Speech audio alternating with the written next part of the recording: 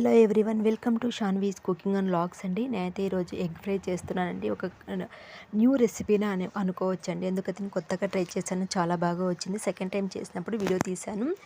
దానికోసం నేను ఆయిల్ మంచిగా వేడి చేసుకొని ఆయిల్లో ఒక పోపు దినుసులు అయితే వేసేసుకున్నానండి. తర్వాత ఆనియన్, ఒక మీడియం సైజు ఆనియన్ చిన్నగా కట్ చేసేసుకొని ఆయిల్లోకి అయితే వేసుకున్నాను.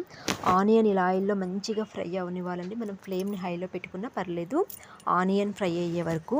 తర్వాత పచ్చి కరివేపాకు కొద్దిగా వేసి ఇలా ఆయిల్లో ఫ్రై చేసేసుకోవాలి. తర్వాత ఆనియన్ మెత్తబడిన తర్వాత మనం ఫ్లేమ్ని సిమ్లో పెట్టేసుకొని మంచిగా ఆనియన్ అయితే కలిపేసుకోవాలి.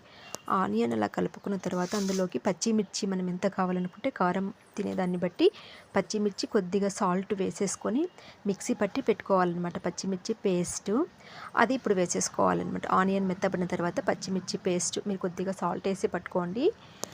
సో ఇలా పచ్చిమిర్చి పేస్ట్ వేసి సిమ్లో పెట్టేసుకొని ఫ్లేమ్ని మంచిగా అయితే ఒకసారి బాగా కలిపేసుకోవాలి.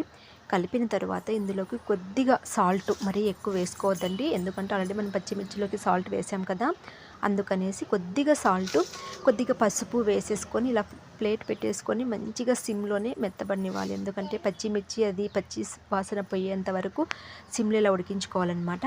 ఆ తర్వాత అది ఉడికిన తర్వాత ఒక నిమిషం తర్వాత అందులోకి ఒక హాఫ్ స్పూన్ ధనియా పౌడర్ అయితే వేసుకోవాలి.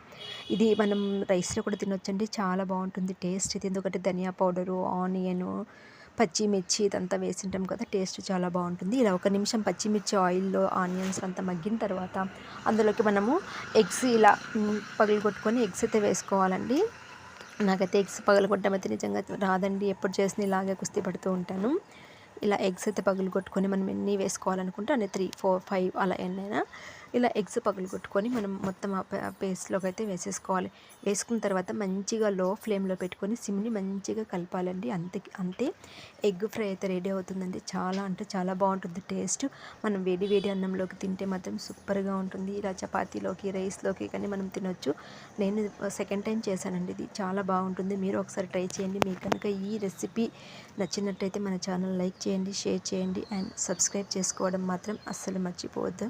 చాలామంది మన ఛానల్ చూస్తున్నారు కానీ సబ్స్క్రైబ్ చేసుకోవట్లేదండి.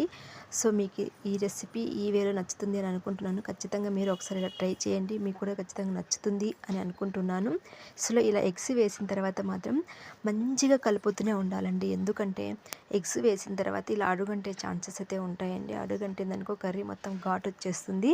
అందుకనేసి అడుగంటనివ్వకుండా మనం అస్తమానం ఇలా కలుపుతూ ఉంటే అడుగంటకుండా ఉంటుంది. ఎండింగ్లో ఇలా కొత్తిమీర వేసి మంచిగా కలిపేసుకుంటే అంతే, చాలా చాలా టేస్టీ అయినటువంటి ఎగ్ ఫ్రై అయితే రెడీ అవుతుందండి. ఎప్పుడూ ఒకేలా కాకుండా ఒకసారి ఈ వేలో కూడా ట్రై చేయండి. రైస్లోకి కానీ చపాతీలోకి కానీ తింటే చాలా బాగుంటుంది. మీకు కనుక నచ్చినట్టయితే మన ఛానల్ సబ్స్క్రైబ్ చేసుకోండి. Thank you.